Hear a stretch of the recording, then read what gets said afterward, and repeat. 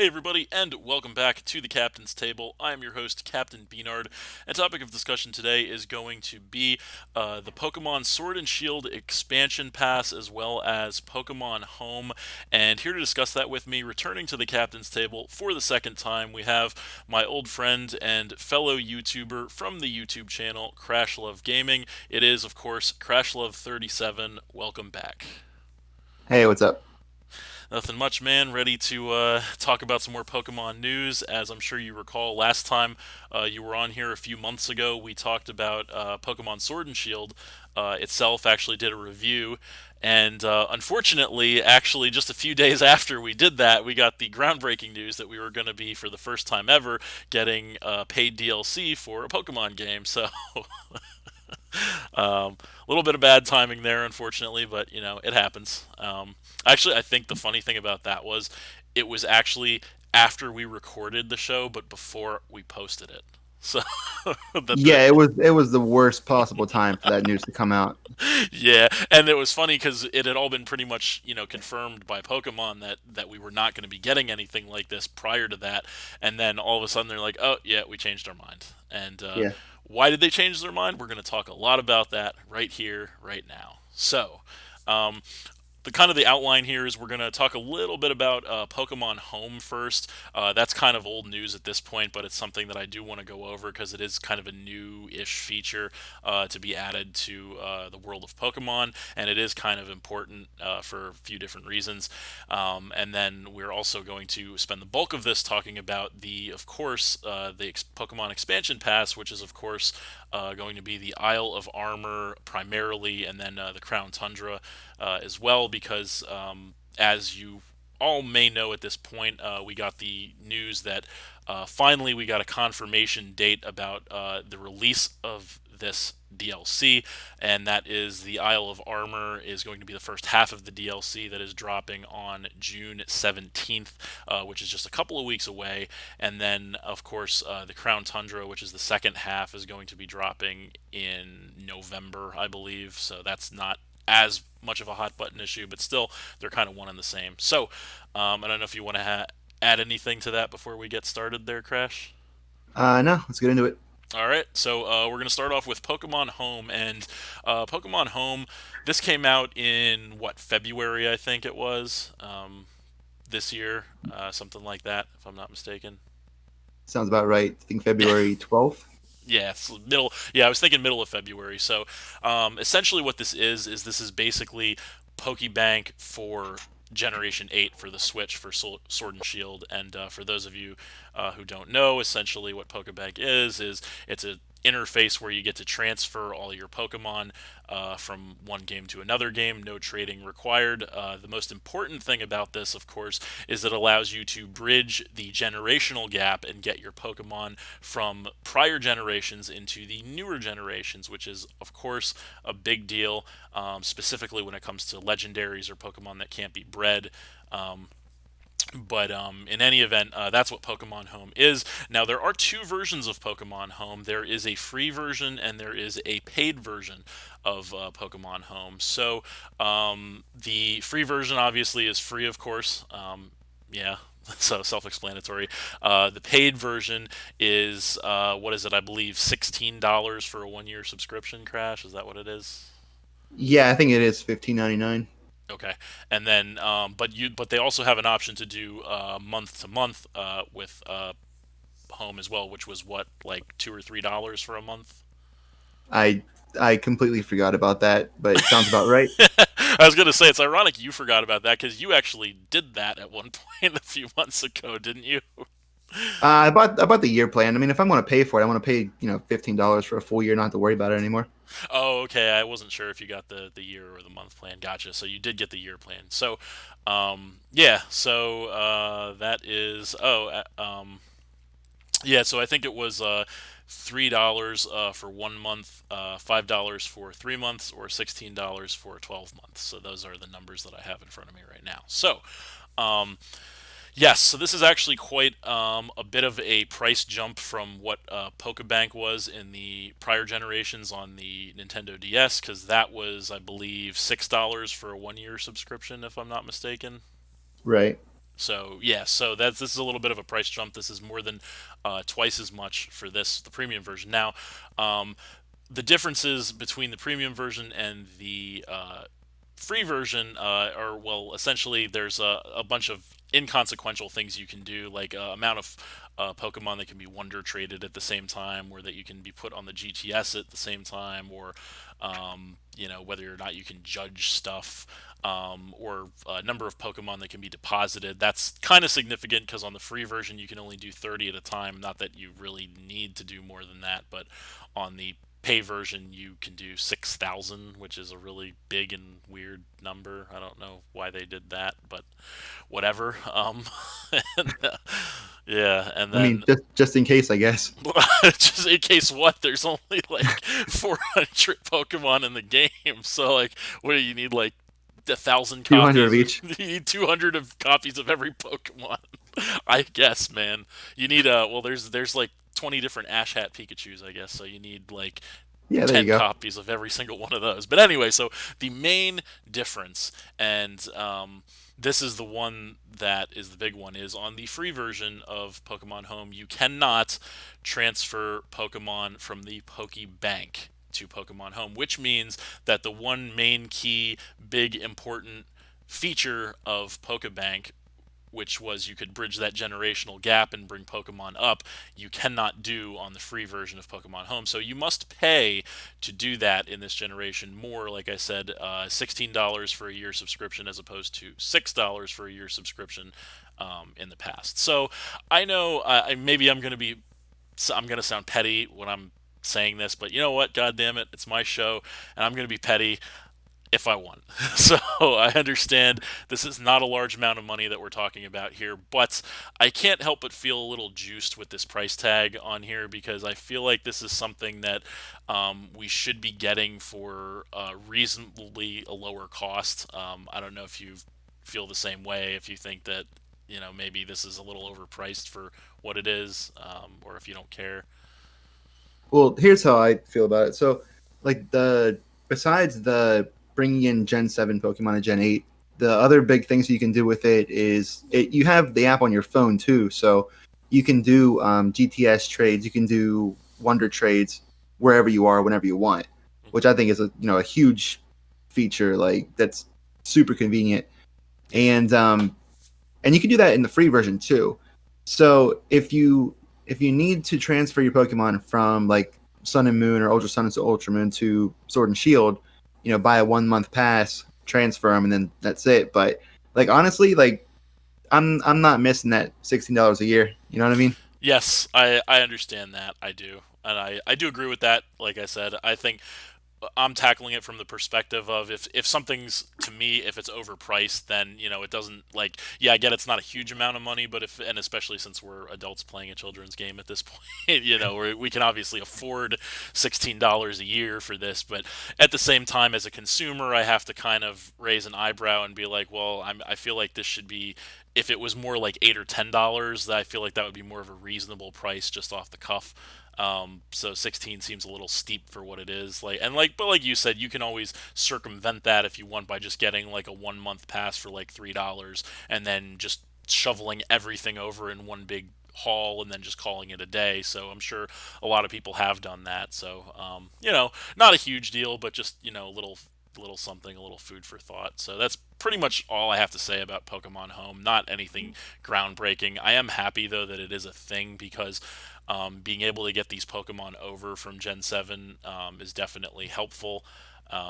So it's good that they have something like this. And also the thing that we didn't mention is that you can also get take your Pokemon from Let's Go if you bought those games and take them over to Sword and Shield as well. Although that is a one-way trip, they cannot. Well, similarly to if you were to take Pokemon from an old generation and ship them up to the new generation, there's no going back. So, um, Right. That was the same for. Was that the same for Gen 6 to Gen 7 too yes, in it Pokemon? was. Yeah, I Yes, thought and so. I actually found that out the hard way because I was thinking like, well, if it's a Pokemon that's in both Dexes, why can't it go back? But then it wouldn't let me send it back, and I was like, oh, well, Right. that's unfortunate.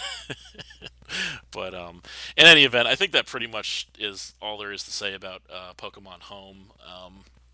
Like I said, not much going on with that, but just kind of just wanted to throw it out there because it is relevant to what's going on in the world of Pokemon. So now we are going to come to the big stuff, the important stuff, and that is of course going to be the expansion pass. So back in January, at the same time that we got the announcement of Pokemon Home, we simultaneously got a much more groundbreaking announcement that for the first time ever in a Pokemon game, we were going to be getting paid DLC in the form of the Pokemon Expansion Pass divided into two parts. The first part, of course, is the Isle of Armor, which is essentially what these are going to be. Is there's going to be new areas that are going to be unlocked on the Galar home map. And actually, I was looking at the Isle of Armor, and to me, like the area map, because that was one of the reveals that we had recently, and it looks like it's off the eastern coast of Spikemuth, which is the easternmost city in the Galar region, kind of like in the middle-ish of the map or the top of the middle of the map. So it looks like that's where they're actually going to stick the Isle of Armor on the map, which is interesting. But and obviously the second part is going to be the Crown Tundra, which we have no idea where that's going to be on the Galar map because that's much farther out as far as the I mean, release date goes. most likely to the north. Yeah, I was gonna say if we were betting men, we'd probably say it was gonna be toward the north because tundra, snow, and it gets colder as you go north. But and there is actually there's that big mountainous region that's kind of like in between Wyndham and Hammerlock where like the train tracks are and stuff. So Oh, right. I'm thinking that it could be around there personally. But who knows? We'll find out in November. But in any event, so the idea of these DLCs essentially is they're going to bring back a bunch of old Pokemon, which was, as I believe we all remember, was the chief complaint of you and me and probably just about everyone else who um, bought Sword and Shield, was that we were disappointed that we were not going to be able to get the national decks with access to every Pokemon. So now with the DLC, we are going to be getting a lot of Pokemon back, as well as some new Pokemon added to the fray. So if you guys, in case you guys forgot, the Galar Pokedex has a total of 400 Pokemon in it out of the roughly 900 Pokemon that we have total in the national dex as of right now. And then with the introduction of the Pokemon Home, we were actually able to get, I think it was about 35 more Pokemon over from the bank and from Home to Gen 8 because there was coded data in there that allowed them, so like Alolan forms of like Ninetales and Dugtrio and a bunch of other Pokemon that were in the Galar decks, as well as the Gen 8, the Gen 7 starters and the Gen 7 legendaries for some reason. I don't know why, but Yeah, a lot of random stuff yeah, just yeah, happened to be there. it did feel really random for sure. Um, Yeah, but this with the expansion pass is going to be a much more extensive list. So they've confirmed that there's going to be a total, they say, of around 200 Pokemon that are returning. So presumably that means half, so probably about 100 per expansion pass half, essentially. So the Isle of Armor will probably bring about 100 Pokemon back, and then the Crown Tundra will probably bring about 100 back as well. Um, so yeah, before I delve into my lengthy and complicated feelings on on this expansion pass, I'm gonna give the floor to you, Crash, and if you want to comment on just kind of how you feel about the battle pass, or the expansion pass rather, in general as a whole. All right, yeah, I'll just throw it all out there. Yeah. Um, so I think this is a really good idea Hmm. to do a to do paid DLC because I would. What are they? $15 a piece I actually, the one thing I'm not sure on, and I don't, I think it's a one-time payment of $30, and then you get both. So I for don't both? know if you have the Okay. option to buy them separately or not. All right, so technically 15 a piece, but 30 Yes. total. Yes. Like I'd rather pay like $30 for additional content because they're adding like new story elements. pretty much like two new wild areas, right? Because that's what those new maps are, Yes. um, if I remember correctly. Yes, that's a big thing with the new maps is that they're going to be the free roam camera, which is something that you can only do essentially in the wild area on Sword and Shield on the main In the game. main Now game, yeah. the entire Island of Armor slash Crown Tundra areas will be free roam camera, Yeah, which is which like I think the entire game should have been like that, honestly. agreed, definitely. But yeah, they're adding like new characters, some new like gym type challenges, um, over 100 new, or not new, but returning Pokemon. A new, like I think, what is it? One new legendary per expansion.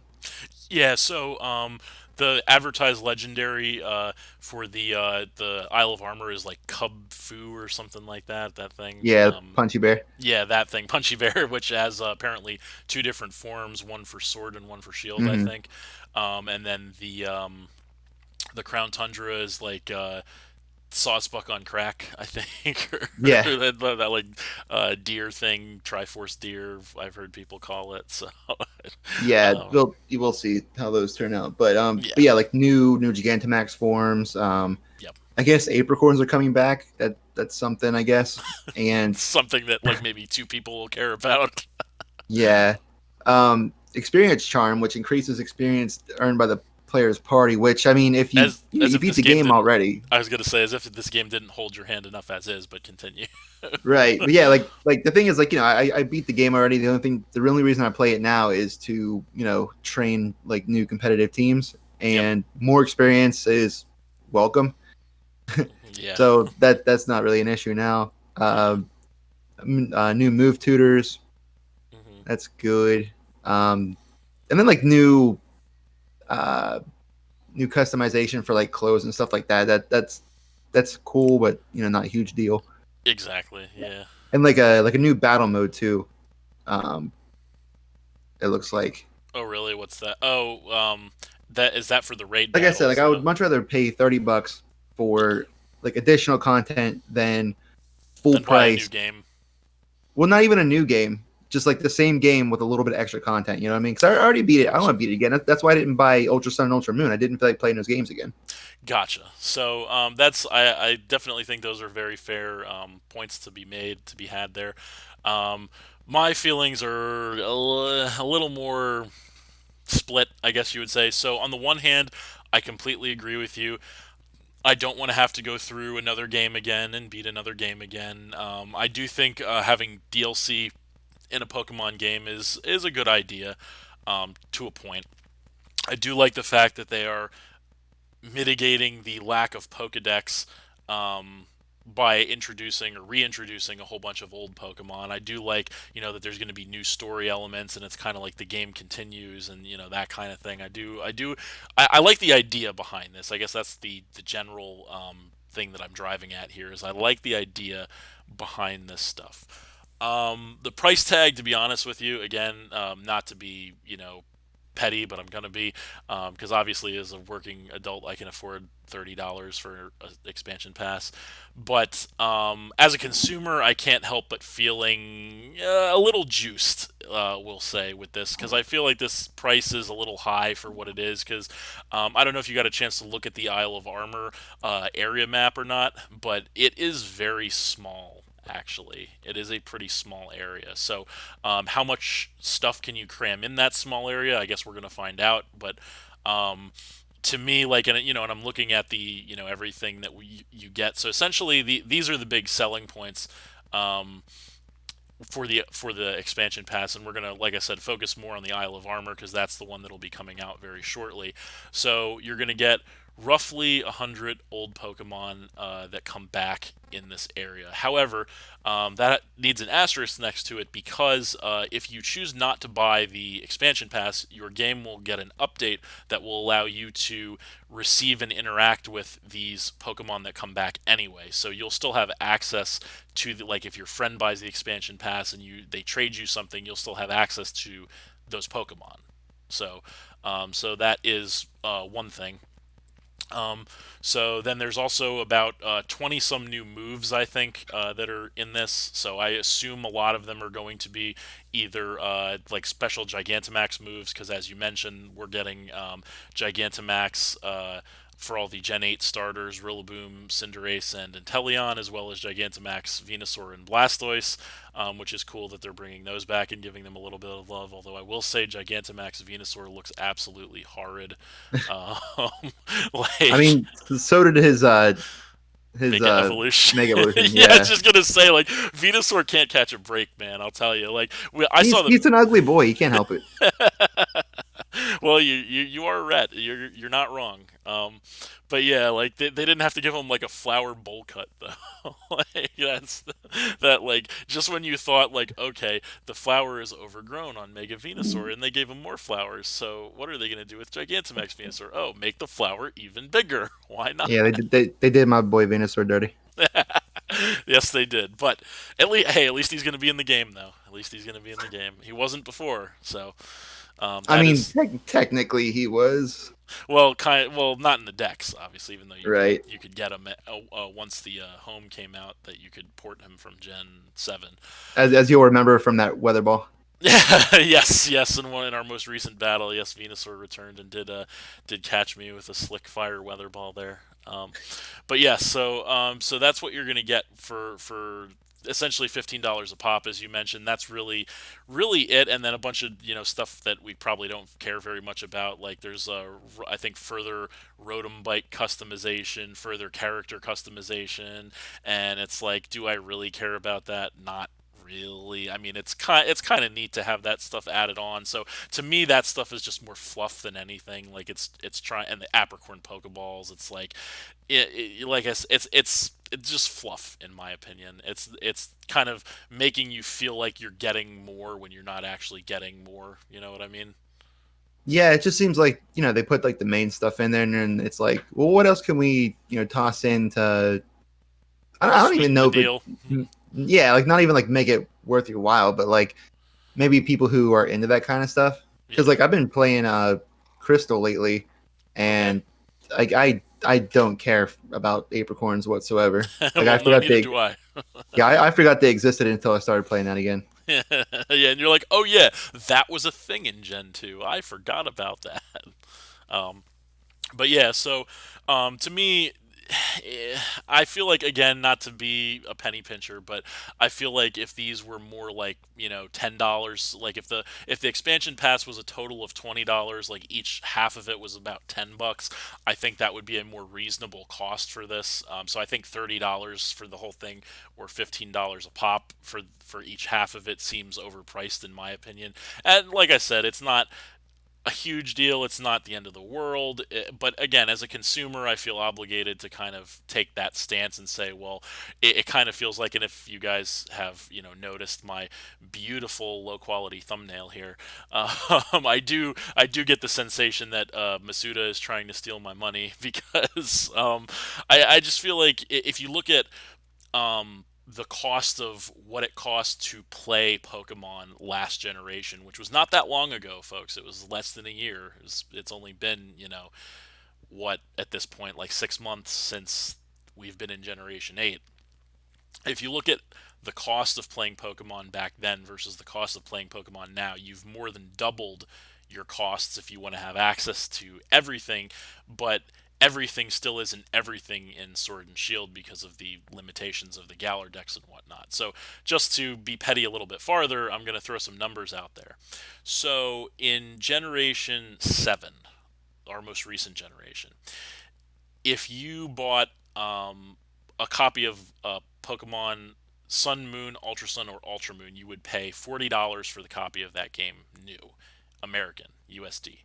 And if you were to buy Pokebank, you would pay $6 for a 1 year subscription. So you're at $46 right there. And for that $46 price tag, you now have access to everything the world of Pokemon has to offer. You have access to all 807 or whatever they were Pokemon that were released at that point. You have access to move your Pokemon wherever you want from whatever game you want. You can do anything you want in the world of Pokemon for that $46 price tag. Now, fast forward to Sword and Shield in Generation 8. If you purchase at full price a brand new version of either Sword or Shield, you're looking at $60 price tag for that as opposed to $40. Um, then you have to pay if you're interested in getting the DLC. You are going to be paying an additional $30 for that DLC, and on top of that, you're going to be paying if you want access to port Pokemon via Pokemon Home, the premium version, another $16 for a year subscription to that. So you are looking at a total, if my math serves me correctly, of $106 to play Pokemon, which, as I mentioned, is more than double the amount of money than you were spending just one generation ago. So that's kind of what chafes my ass a little bit, is the fact that that's a pretty sizable markup to play Pokemon. Would you not? Would you not agree? See, I see it a little bit differently because there's a lot more variables too. Because Hmm. all right, so let's say that you bought Sun or Moon when it came out, right? Yes. And you got Pokebank, so that's $46. But Yes. then Ultra Sun, Ultra Moon comes out, Yes. and you'd have to buy that as well Well, because I don't mean to cut you off. I yeah, Go ahead. because I didn't really still don't know anything about like the extra Ultra Beast or whatever Ultra Moon was about. You know what I mean? There's Yeah, yeah, yeah, yeah, yeah. extra new Well, Pokemon. but that's the thing is you didn't have to buy Ultra Sun or Ultra Moon, and if you did buy Ultra Sun or Ultra Moon, like say you bought Sun or Moon, you have access to essentially 99% of everything. If you just have Sun or Moon and the Pokebank, you have for that $46 price tag, you have access to 99% of everything. The only thing you don't have access to at that point is the three new Ultra Beasts that they introduced in Ultra Sun and Ultra Moon. So, whereas opposed to in this generation, it's not like you can just buy the DLC without having the main game, right? So there's a lot you can't do that. So and not only that, but if you were to not buy the DLC, then you only have access instead of having access to like 600 some Pokemon. Now you're only going to have access to 400 some Pokemon. So there's a much bigger gap in how much of what you're missing. You know what I mean? Right, So and then like you mentioned earlier, like even if you don't buy it, you still get an update where you can get those Pokemon either through home or through trades. I think the only one that you wouldn't get, I mean, from this one coming up, not counting the new forms in Crown Tundra, the but I legendary, think yeah, there's a bunch of them, yeah, but yes, yeah, but I think the only one in this one coming out is the Galarian Slowbro, which I mean, you could get Galarian Slowpoke in the base game with an update too. exactly. So yeah, so like looking like directly in front of us at Isle of Armor, Hmm. like it's not super necessary. Yeah. But if you do want those other forms, then you will have to get it. Yeah, exactly. So, yeah, so I guess that's not to be too much of a pessimist, but that's kind of my job, so that's what I do. Is Yeah, I just feel like I feel like the consumer is being juiced a little bit here, and I don't like the feeling of being juiced because I'm not a fruit, so or vegetable for that matter. But yeah, like I said, it seems like a pretty big price jump to me. That's why I say I feel like a more reasonable. I kind of threw numbers out of what I would personally deem more reasonable costs for these things. Um, Not only that, but the other thing that kind of sticks me a little bit is the fact that, so like I mentioned back on um, Generation 7 with Ultra Sun and Ultra Moon, you had access to everything that Pokemon had ever offered at that point in time, whereas opposed to now in Sword and Shield, even if you spend that $106 price tag and you buy everything that Sword and Shield has to offer you, you still only have access to roughly two-thirds to maybe a little more than two-thirds of all Pokemon that were available, because now instead of having 430 Pokemon or whatever, now you have access to 630. But again, with the update, you would still have access to those anyway without paying. So I kind of just, like I said, I can't help but feel like the consumer is being juiced here, and don't get me wrong, I understand that in the year 2020 every video game franchise does this to their fan base, and Pokemon was literally the last, if I'm remember or if I'm getting this correct, the last big franchise to introduce something like paid DLC into their games. So I guess I was just kind of holding out the hope that Pokemon wouldn't go with the trend and kind of do what every other game franchise has done with the paid DLC and all that. But unfortunately they did, and I guess in a way you can't blame them because that's just what gaming is in 2020. I guess because we've been gaming for a long time, obviously, and I guess I'm still of like the old school mindset of like how you used to pay like your full price for a game and like that was it, and there wasn't any other way that they could extract money from you after that. You remember those days, Crash? Oh yeah, good times. Yeah, so I guess I'm still hung up on that. But that is the wave of the future is these companies nickel and diming the consumer for all that they're worth. But it is what it is, I guess.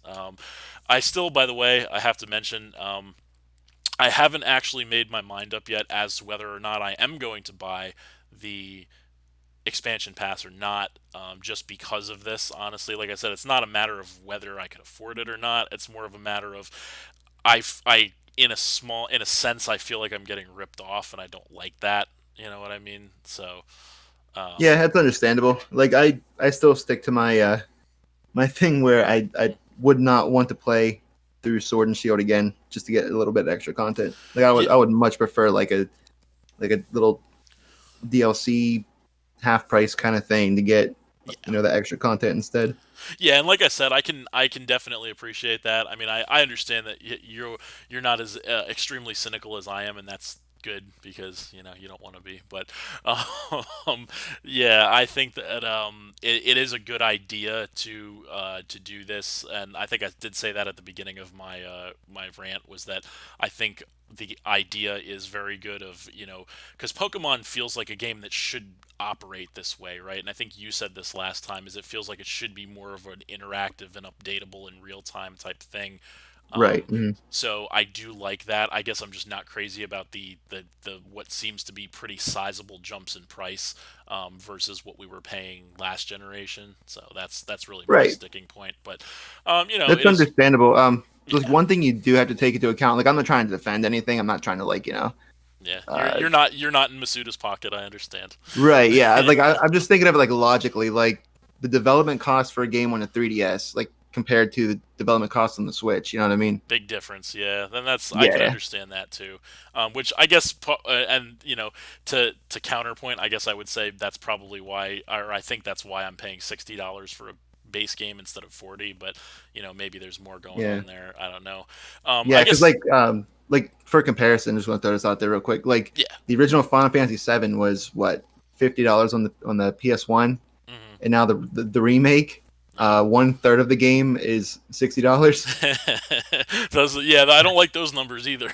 Right. Yeah. Like So, that's kind of ridiculous. But like you have yeah. to really think about like what the difference is when you're trying to make a game for a system with what was it? What was the 3DS like 200p screen or Yeah, something like that? something. Yeah, it is a big difference. You're absolutely right there. Yeah. Maybe I'm Plus, not. yeah, Yeah, like all the servers and all the stuff they have to maintain and all that stuff. yeah, But maybe I'm not because I know you're more into the tech side of it than I am, so or the logistics behind like the development than I am. So maybe I'm not giving that side of it enough credit, possibly. But yeah, um, but like I said, I'm just glad I'm not paying $60 for the same game plus a little bit of well, cherry on top. that would be horrible. Yeah, you're Yeah. you're absolutely right. See, I've never liked that. Like when they did in Generation Five. Not that I really played much of Gen Five anyway, but when they did like Black and White and then Black Two, White Two, like I don't like that. Or in Gen Seven, how they did Sun Moon, Ultra Sun, Ultra Moon. I don't like that. I think they would be better served doing it the way they did it in like Gen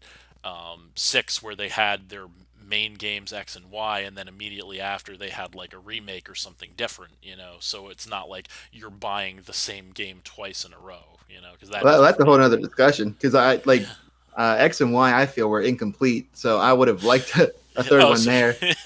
But gotcha. yeah, Well, but yeah. Black and White too, like I feel like they were actual full sequels because I played through Black and Yeah, then I played through White too, and I actually like really enjoyed White too. Like it was a very different experience than Black. gotcha. Um, on the contrary, like what I've heard about Ultra Sun Ultra Moon is it's the same game plus a new ending. type Yeah, of thing. it's a little more. Yeah, having played both Sun and Ultra Sun to completion, I will tell you that they are 98% the same game. So you will 100% feel like you got ripped off if you buy. Like that, and when I say you, I mean actually you specifically. will Right. will definitely feel like you got ripped off if you would buy both.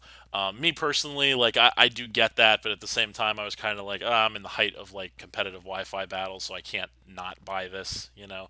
But Yeah, yeah, exactly. But again, like I think I did this before too, but I do recommend playing through Gen 5. yeah, actually, it's Wait, funny. As you were saying that, I was like, I think last time we did this, you were like, you should really play through Gen 5, and you should give it. You shouldn't be so off put by the ice cream cone. You should right. and the pile of trash. You should give another. And I'm like, yeah, I think I'll think about it, but then I just never did. Right? I did Yeah, think about it, but I didn't. I think what it was I didn't want to expend the resources in order to actually acquire that. Plus, I've been like pretty deep into Sword and Shield, honestly, because I have enjoyed Sword and Shield quite a bit, despite my complaints and the issues that the game does have. I have quite enjoyed Gen 8 so far. Um, I think it's kind of nice to be able to sit on my chair or my couch and actually like look at my TV and play Pokemon. I appreciate that. that Yeah. that's all I've wanted for the past 22 years. Yeah, and you finally got it, so there you go. Um, but yeah, so yeah, I think that's as far as price goes, I think that's kind of just where that lies. But if you want, I did want to kind of go through some of the Pokemon, or at least the notable or important Pokemon that are confirmed to be coming back in the Isle of Armor, and then we could look at the Crown Tundra a little bit as well if you want. But as I mentioned, there are about 100 Pokemon per. At this point, we have about 60 confirmed for the Isle of Armor that are returning. Most notable, in my opinion, and actually the first one on the list, which I know you're happy about, is Best your boy. boy Yep. Psyduck. And I remember specifically, now that I think about it, last time we did this, you were like, free Psyduck. Yeah, like I saw I think I saw him in the video. He was in the trailer, right? I think so Like the briefly, one that yeah. just came out. I was like, well, I'm buying that. Yeah, I was like, yep, Crash got what he wanted. He got Psyduck. There you go.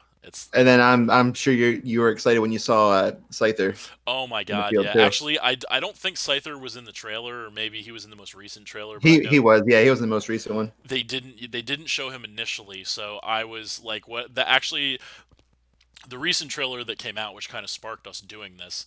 I didn't.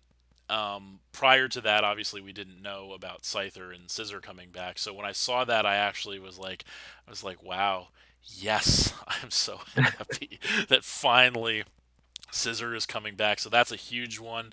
Um, Blissey and Chansey coming back. That's also huge for the Yeah, yeah, I'm competitive scene. pretty happy about like Blissey and Azumarill. Well, hold on a second. I didn't say I was happy about it. It's too many walls, but yeah, it's big news. Obviously, the Magnemite line coming back, Magnezone, of course. The Kingdra line coming back, Horsey. Mhm. Staryu line coming back. That's big. Yeah, Um, Starmie's pretty interesting. oh yeah, absolutely. Tangrowth is pretty big coming back. Crocodile, that's a huge one. The Crocodile line coming back. A personal favorite of mine, the Talonflame line coming back, because I do love me some Talonflame. Oh yeah, Gen 6. Even though it's not really good anymore since they nerfed Gale Wings, but he's still got a special place in my heart. Volcarona is pretty big actually, as well coming back. So those are I think the big. Oh, and of course the elephant in the room that we already kind of mentioned was Slowbro slash Slowpoke line slash Slow King line coming back. So those are I think the big ones, or the important ones that are confirmed for the Isle of Armor. And of course, the only new Galarian form that were confirmed is Galarian Slow Poke. No, sorry, Galarian Slow Slow, Bro. bro. Sorry.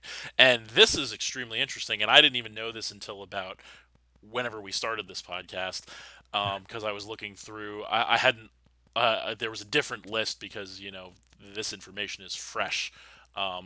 That actually has the typing for Galarian Slowbro, and it is going to be the first ever, I believe, first ever dual type Poison Psychic, which I think is very interesting actually, and that's a very interesting type combination. So um, I'm kind of excited to see that. It might like so. I think the one thing that might swing me to not to backtrack, but thinking about it more now that we're talking about the specific Pokemon that we're going to see in the Isle of Armor.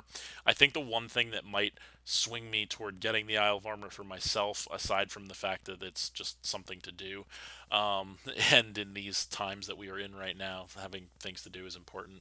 Uh, so the one thing that might swing me more than anything, though, is the convenience factor. So, like, yeah, if I don't get it, could I say, hey, man, you got that DLC. You want to trade me a Galarian Slowbro so I can breed it? Yeah, no problem, man. Hey, you want to trade me a Magnezone or a Scissor so I can breed that? Yeah, man, no problem. It would be a lot easier if I just had my own, right? So, Right. so convenience might just, and I know you'll be one of the guys that that I come calling on for that because I know you're gonna have it. So I guess you better be crossing your fingers that I buy it, right? Yeah. So, You better have some good trade bait. well, about that.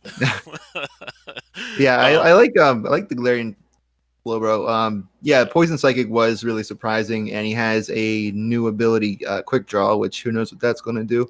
yeah. But I mean, he's Mega Man. Yeah, pretty much. Yeah, he's got the so instead of so Slow Bro has the shelter on its tail, Slow King has the shelter on its head, and now Galarian Slow Bro has the shelter on its arm as he is Mega Man. So interesting. From a design standpoint, I'm not going to say I love it or hate it, because I don't know yet, but it is very interesting. And like I said, I'm always interested in first time ever type combinations, and because there are a lot we haven't seen, some of which I hope we never see because I think they would just break the game. But Poison Psychic is definitely not one of them. That's actually one that I've been interested to see for a while, because that will yield, let's see here, that will yield I think three weaknesses, three right? weaknesses. Yep. So you're going to be Yeah. weak to ground, ghost, and dark there. And yeah, so it's always interesting to me when they, because poison is one of those types that's very good defensively. It has many more resistances than it does weaknesses. Psychic is one of those types that's very bad defensively. It has more weaknesses than it does resistances. So combining them together kind of makes it very interesting to me. Plus, the Yeah, like pretty stats. pretty balanced. Exactly, yeah, it makes a very balanced Pokemon. So that I'm actually excited to see how that changes. And also the other thing that we didn't even mention, which I will mention briefly here, is the fact that the metagame after this DLC in competitive play in Sword and Shield is going to massively, massively shift, which is going to be very interesting, I think, because the metagame many will say has gotten stale at this point in Sword and Shield, which to a point, I agree with. I mean, I've been trying to do more different, more interesting things with my battles and teams recently, but I can understand where people are coming from because obviously with the limitations of the Galar decks, this was inevitable. I believe I did say this last time, so um, yeah, but it is. But those are. I think that's all the important Pokemon in the Crown Tundra, or no, sorry, in the Isle of Armor. I don't know if you have anything else you want to add about the Isle of Armor. I think just overall, my overall feeling about the Isle of Armor is, like I said, I think the area map is kind of small in my opinion. Although who knows how much they can actually cram into that. I guess we're gonna find out. Um, and yeah, I guess we'll see. Where it goes. I don't know. Like I said, I do have mixed feelings because I think it's a cool idea. I think they're charging too much for it, but yeah. So I don't know if you have anything else you want to say about Isle of Armor. Or Not particularly. I mean, it like I said, I haven't touched the game since I think our last battle. gotcha. Yeah. Because So that feeds the stale. The comments about it, the game kind of getting stale after a while. So yeah, because like I've been trying to get into like more like VGC okay. battles with like double battles and all that. Yeah, But I've actually dabbled a little bit in a VGC myself. hey, there you go. So yeah, actually, well, you know what? While we're on the subject, I'm going to take a left turn here for a second, um, and I do want to mention one thing that is something that we actually failed to mention, and I don't know how I missed this. It was like the elephant in the room for me, being a huge competitive battler. Last time when we were here, we were talking about our review of Sword and Shield. I failed to mention how the competitive scene has drastically changed in Sword and Shield for the most part in negative ways. And what I mean by this is they have a lot of really weird and unnecessary battle restrictions now. So the timer is a big problem for competitive battling in Sword and Shield because um, if you're doing a singles battle on Sword and Shield, you have only 20 minutes to complete the battle as opposed to the 60-minute timer that we had back in Gen 7, and the action timer is only 1 minute as opposed to in Gen 7 it was 90 seconds. So I do just briefly want to say this. I'm actually a fan of them shortening the action timer because I think 1 minute is a perfect amount of time for you to kind of assess the situation and make your decision about as to what you want to do that turn. No problem with that. The game timer being 20 minutes has done so much damage to competitive battling as singles battling that that's the main reason why I've actually dabbled into VGC myself is because if you have a 2-on-2 game where you only have 4 Pokemon on your squad versus if you have a 6-on-6 game where you have all 6 Pokemon on your squad, obviously you know which one is going to take more time to do. So, um, Yeah, and I just want to throw this out there. Anytime you want to challenge me in VGC for video, let me know. Oh yeah, absolutely. We definitely have to do some more battles. I've been trying to get more rematch battles with people. So yeah, when I dabble back into VGC, which will probably be not too long from now, because I'm kind of doing them in waves, where I've done a bunch of singles teams, then I did a little bit of VGC. Now I'm doing a couple more singles teams. Then I'm gonna do um, a little more VGC after that, and then at that point I might do more singles once because at that point the Isle of Armor will be out and there'll be all those new in quotes Pokemon to play with. So yeah, definitely sounds like a plan.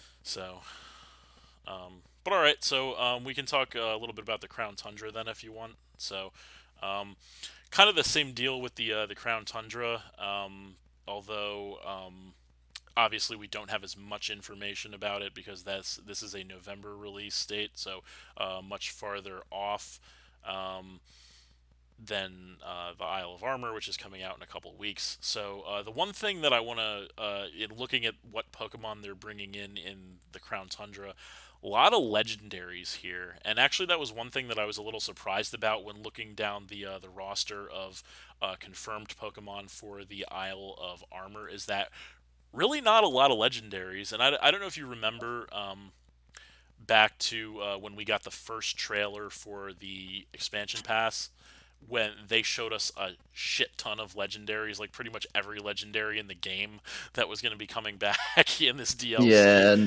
unfortunately. Yes, and that actually is going to be a big point I'm going to touch on after the Crown Tundra. Is a quality selection as to what Pokemon we're getting back, but we'll get to that in a second. Um, so I was surprised actually when I read through the Isle of Armor to see that we're really not getting really any legendaries. I don't think in those confirmed Pokemon. Like, were there any legendaries in there aside from the one new legendary? I don't think there were any. No, there weren't. But the list I'm looking at for Crown Tundra doesn't list them either. Mm. Well, aside from the Reggies, correct?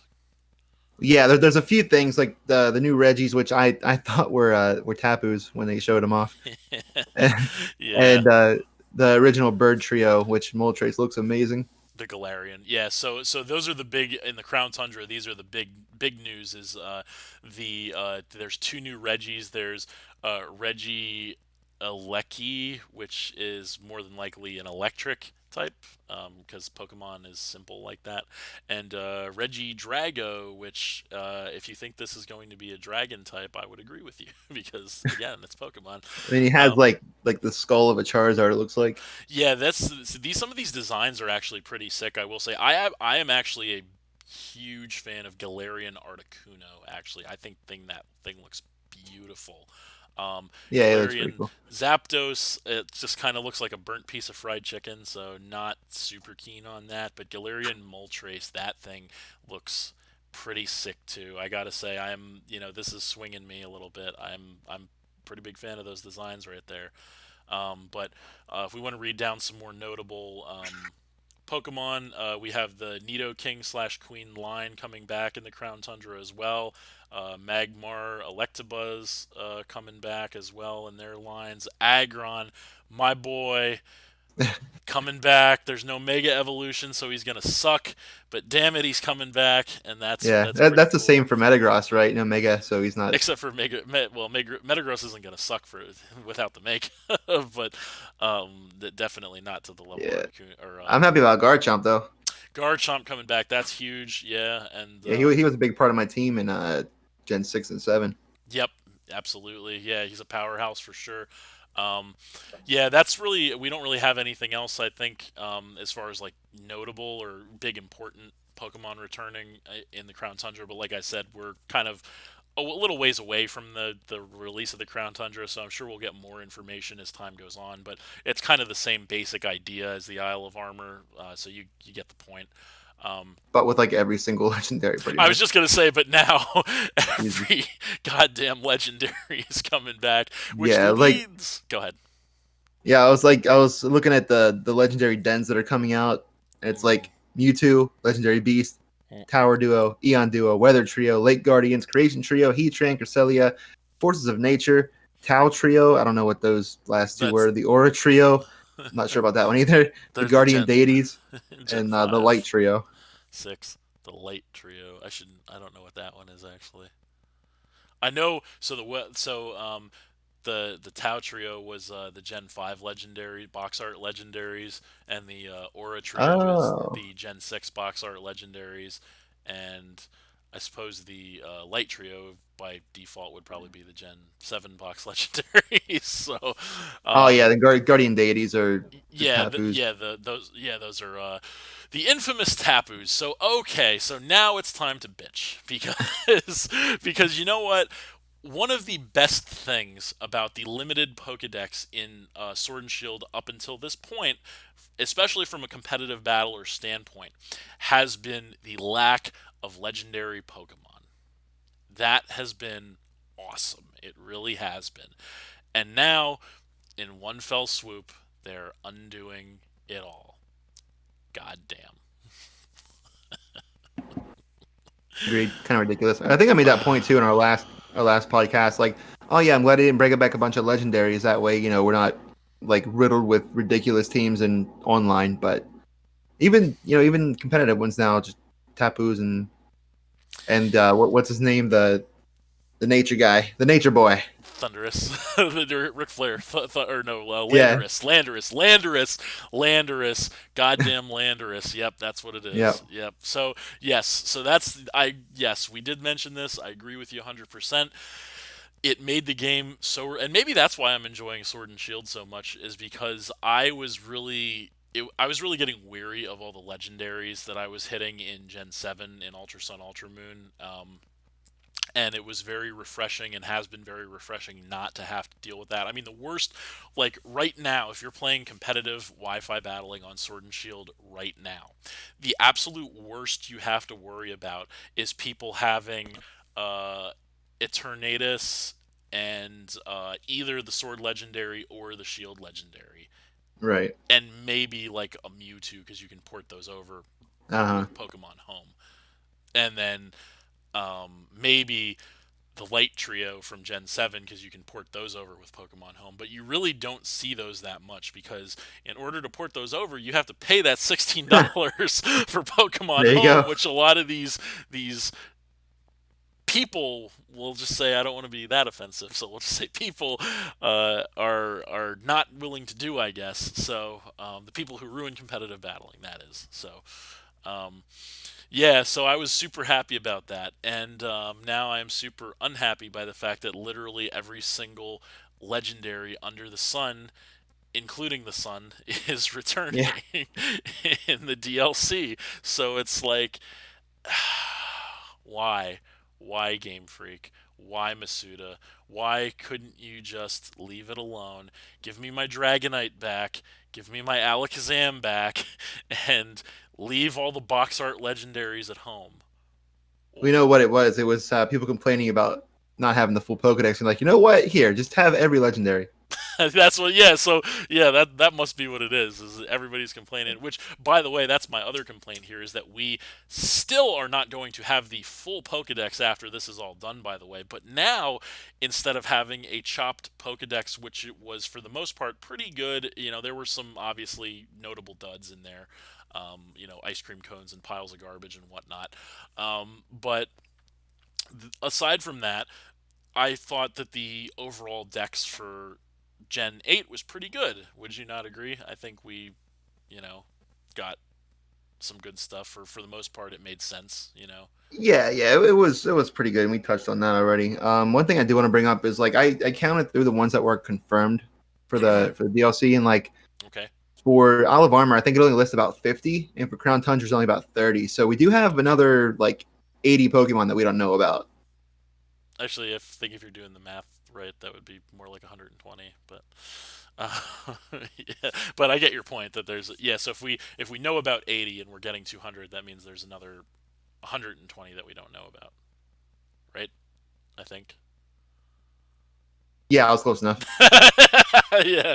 Anyway, it doesn't matter. Your point still stands, which is the fact that there's still a lot of. Actually, your point is even furthered by that. Is the fact that there's a lot of Pokemon we don't know about. So yes, maybe we could be getting Dragonite back. Maybe we could be getting Alakazam back, or any of those other great Pokemon that we are missing. And that's all well and good, but at the same time, I still feel like we're still getting all the legendaries back and there's nothing we can do about that. And that I'm not so I think let me say this. I think that if they were to bring certain legendaries back, like the mythics, maybe those are better, like the Mews and the Celebes and all that stuff, then I don't really have an issue with any of that. But the main thing that I'm disappointed that they're bringing back is the box art legendaries. Like, why do you need to give me like Kyurem and Zekrom and Reshiram and Dialga and Palkia and Giratina and Yeah, because they were more there for the story of those games individually, so it doesn't make a whole lot of sense for them to also be in Galar. yes, that's the big thing, and that was actually the justification for why they weren't there. I think the first time around is because why would it make sense that like regional legendaries would come to the Galar region? It wouldn't. That's why Right. they're not there. But now they are going to be there because I guess every little kid and 35-year-old guy wants to have a team of legendaries, but whatever. Uh, so, but it is what it is. I mean, we'll work with it, but um, I wish it wasn't. I feel like they could have used those. They could have quality control definitely better for this, and they could have space management a little better, and they could have brought back more cool Pokemon from other generations that we haven't seen because of the purge or the decimation by Masuda, of eliminating them. But yeah, like certain legendaries, I'd be completely fine with. The mythics, maybe event legendaries too, like Heatran, Keldeo, even like the trios. I'm okay with the trios too. Even like the bird trio, like I said, fine with that. If they brought back the beasts, the lake trio, whatever, I'm good with even trios. But you could make the game so much better by not having all those box art legendaries. Virgin mascot legendaries, you really, really would, but um, what can you do? I guess. Yeah. Here's a question. Yeah, So, so this is all we're in the second year. Well, actually, we're still within the first year.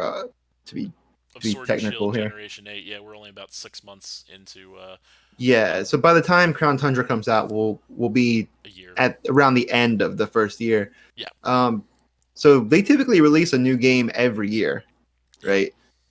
So do you think we're going to get another DLC pass, free update with the rest of the Pokemon, or do you think they're going to bring in like a Gen 4 remake, or they're going to do a Let's Go Gold and Silver? Ooh, that is a good question, and I hadn't really thought about it. So, I'll start off by saying I think we're done for 2020. After the Crown Tundra, I don't think there's going to be any more Pokemon coming Right. out in the year Yeah, I don't 2020. expect there to be anything else this year. Yeah, although actually it's funny because now that you bring this up, didn't they say like a couple of years ago when Let's Go was announced? Didn't they say that they were going to be doing alternating like every other year games? Like they were going to do 1 year was going to be like a mainline game, the next year was going to be like a Let's Go casual game, or that was the plan. I don't know if they said that outright, but I mean that's kind of how it's been like the past I don't know, decade or so. They'll do Yeah, like with the the main series, spin-offs, yeah, like a main series game, a remake, and then spin-off. a version two of main series game, and then start all over again, kind of thing. Right. So I'm actually so essentially actually this year, if we're both correct and we don't get any new title this year, which it really doesn't look like, because I feel like at this point it's June already. So I feel like if we were getting like a brand new Pokemon game this year, we would have already heard something about it. So Right. I would be at this point shocked if we would get a whole new game. So yeah. So anyway, to continue answering your question, I think we're done for 2020. I think in 2021 next year, I want to say I am torn between. So the options were either Gen 4 remake, a new Let's Go, or what was the third option? Or more Either DLC. yeah, either paid or free, paid DLC or a free update, adding the rest of the Pokedex to Sword and Shield. Well, I can tell you for 100% sure that's not going to happen. Okay, because they just made us pay $30. They're about to make us pay $30 for 200 Pokemon. So there is no way that we are going to get free rest of the Pokedex. That I would put money on that we're not going to get that. We might get more paid DLC. That is a possibility. But to be honest, I'm kind of. Eesh.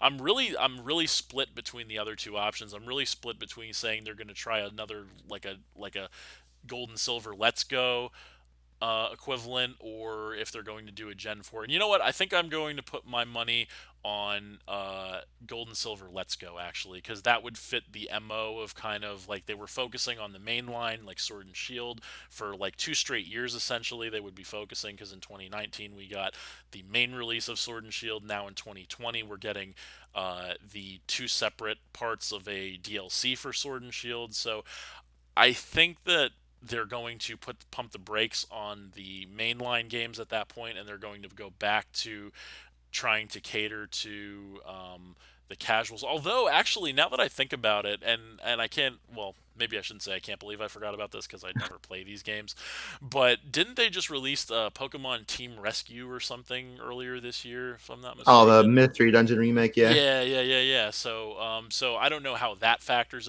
That was for the Switch, wasn't it? Yeah, I but believe. those games are made by a different team.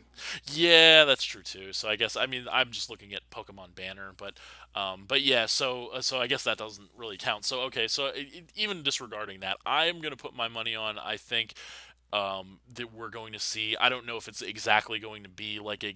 It's gonna be a Gen 2 Let's Go essentially. That's what I'm thinking. But Hey, they're probably not here, going to call it Gold and Silver, but it's going to be a Gen 2 right. Let's Go. So. Like let's go Meryl and Hoot Hoot. Oh God, let's go. It's, No, all right. Here's what I was uh, thinking. Actually, I kind of just thought of it. All right, so next year, 2021, mhm, Gen 4 remake, because I don't feel like they should keep doing Let's Goes. I think Gen 1 was a good idea for it because mhm. it's good for casuals to get people into the Pokemon games and to bring people back who played it 20 years ago. It was a perfect kind of thing for everyone, really. Yeah. Um, so I think they're going to continue on with their regular remakes like they have been doing. Uh, Diamond or wait, yeah, was it Diamond and Pearl? Yep. So you I'm think we're finally going to get the fabled Gen 4 remakes that people have been speculating that we were going to get a Gen 4 remake for probably the last like I want to say like 3 or 4 years at this point. So, Yeah, I think it's about time. So Gen yeah. 4 remake, full Pokedex. Oh, That way you can ye- transfer everything over to Sword and Shield. see. Okay, so let me say this. I now keep in mind, you asked me with the your first question. You asked me what I thought was going to happen, not what I wanted to happen. So I Uh-huh. will say I agree with you 100% on. I would much rather see a Gen 4 remake than another Let's Go game. I don't know. I just feel like maybe they're more likely to do a Let's Go for the casuals, but I do definitely see your point because Gen 4 remake has been teased and has been rumored for a long time now. It makes sense actually because if you think about um, the timeline of Pokemon remakes, and actually I might want to change my answer here. You might have convinced me, or actually I'm about to convince myself. I think um, because um, if you look at the timeline of Pokemon remakes, you had the Gen 1 remakes in Gen 2 because they switched consoles, right, from the Game Boy to the Color or Advance. Um, Yep. then in Gen 4 or in yeah, that was Gen 3. So then in Gen 4, you had the Gen 2 remakes cuz they jumped to the DS. Then Hmm. in Gen 6, you had the Gen 3 remake because they jumped to the 3DS. Now we're in Gen 8, so they're kind of alternating generations as well with these remakes. So we are 100% due for the remake in Gen 8, of the Gen 4 remake in Gen 8, and we jumped consoles again because now we're on the Switch. So Hmm. I think I might actually want to change my. So I'm going to change my answer, Alex. I didn't say final answer, damn it. So I'm going to change. See, it makes sense, and with Yes. what they got with not releasing a full Pokedex, um, because the assets are there. You know what I mean? Like Yeah. they did it for X and Y. They made them like super high quality. That way they could use those same assets forever. Yes. So like I believe if they do bring out a Gen 4 remake next year, it's going to have every Pokemon available. Maybe not in the game, but you can transfer them to the game. Like so, And it then they'll won't have. do an update with Sword and Shield. That way you can transfer them there as well. So I think I have to disagree with you on that aspect, and I have to say I think that I still don't think we're going to get a full Pokedex out of the next generation. And the reason I say that is because I don't feel like I understand what your thought process is, and you may very well be right, but something just tells me that they don't want to have a full Pokedex anymore because they want to try and manage things a little better. They want to keep things a little tighter around the neck as far as like what the players have access to. So I feel like you might actually not get a full like a national dex or even not like a national dex because in Gen 7 you had access to all 800 some Pokemon that existed at that point in time, but you they were still in the national dex. So I Right. don't think that their goal is to let you have access to everything ever again. I'm going to be blunt about it. I don't think that that's what Game Freak's plan is going to be ever again, and they don't want to say it because they know they're going to piss a lot of people off if they say it, because they pissed a lot of people off just by not saying it. So if they did say it, they were going to make a lot more people mad. I think so. I don't think that they ever plan on having every Pokemon available in a game ever again. And I do to a point now. I am going to agree with a certain amount of logistics behind this because let's face it, by the time we hit, so if we have uh, a Gen 4 remake, at that point you figure we're going to get some new Pokemon in the DLC, whatnot. So we're not going to be at 1,000 Pokemon, but we're going to be pushing probably like anywhere between like low 900s to like maybe like a little more than that. So that's a lot of Pokemon. That is a lot of Pokemon, and I don't know. I don't see it. I mean, maybe I'm wrong.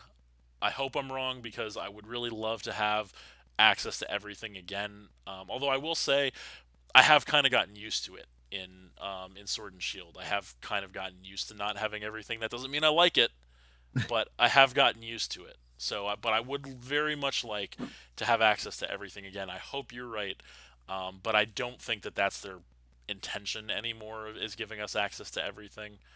But I guess we'll see. I mean, they could completely surprise us and make a like a giant open world game with every region in it, Yeah. Okay. but I And that's never going to happen. should I hit the symbol now or let did Yeah, like like I so that's so okay, let's just take a second to address that. I get where you're coming from as a fan because we're both old school Pokemon fans. So I get where you're coming from 100%, and trust me when I say I'm 100% on board with you that I would love, absolutely love that. That would be a dream to have what you just said. Having said that, I don't feel that that will ever. There's no reasonable expectation that that will ever happen, in right. my opinion, Yeah, yeah. because that would Like be may pretty much the end of Pokemon if they did that. Like there would be yeah. I mean, like no. maybe they would have done it like on the GameCube or something, Yeah. but like at this point, it's going to be like a massive undertaking to be able to put something like that together.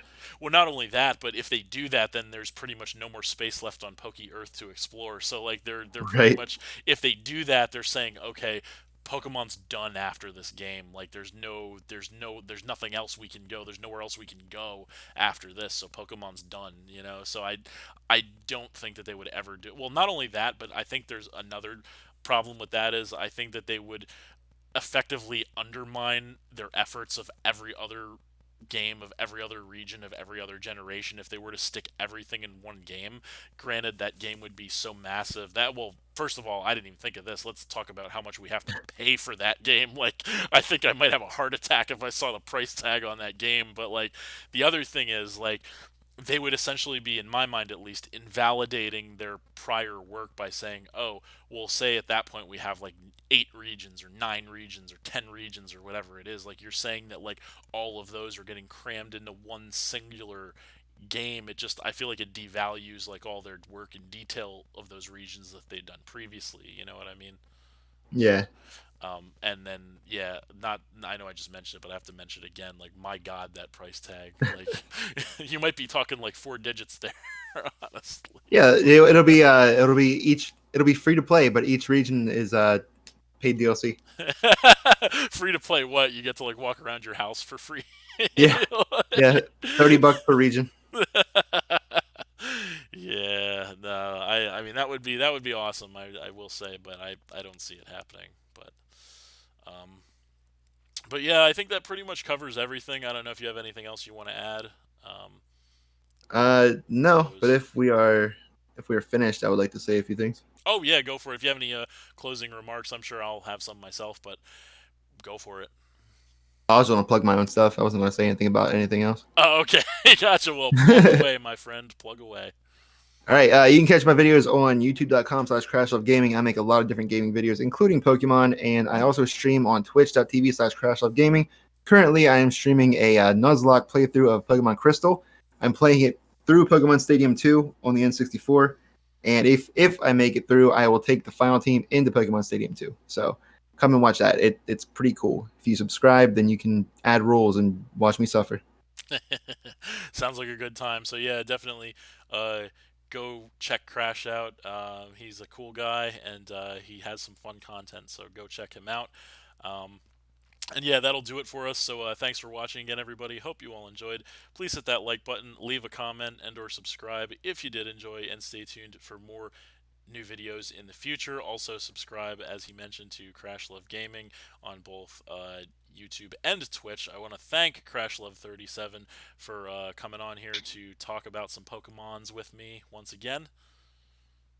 Yep. That's the best closing remark ever. Just, yep.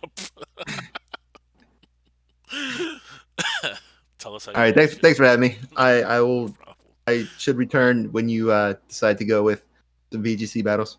Yes, that, and if I have any more podcasts that I require your expertise on, I will definitely be giving you a call. Yep. The yep. Give it the old yep.